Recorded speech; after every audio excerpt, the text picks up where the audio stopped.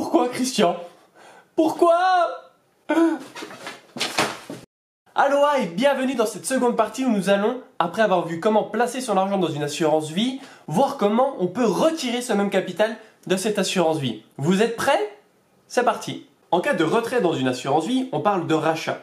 Ils sont soit partiels, soit totaux.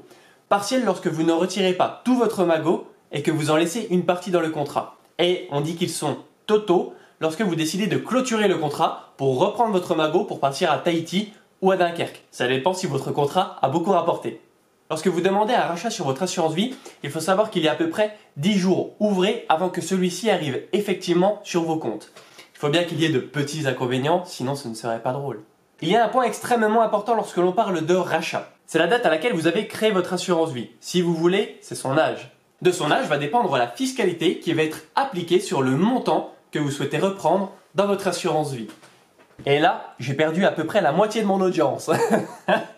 2 personnes. C'est-à-dire que plus une assurance vie sera ancienne, plus les frais seront allégés. Comme quoi la fidélité, parfois, ça paye. Pourquoi tu m'as quitté, Natacha? Je t'étais fidèle.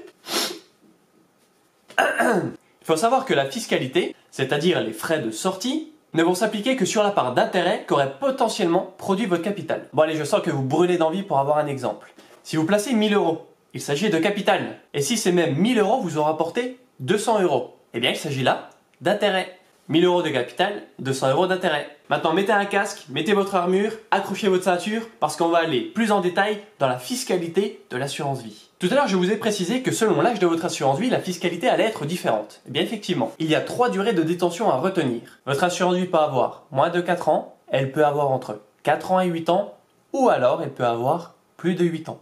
Pour chacune de ces durées de détention, vous avez à chaque fois 2 options. Soit appliquer un taux fixe selon l'âge de votre assurance vie, soit alors déclarer le montant des intérêts que vous avez retirés aux impôts, comme vous le faites pour votre salaire. Vous aurez compris que si vous n'êtes pas imposable, peu importe la durée de détention, il faudra toujours préférer l'option d'intégration dans les revenus. Sachez aussi que votre assurance vie après 8 ans aura droit à une sorte de réduction.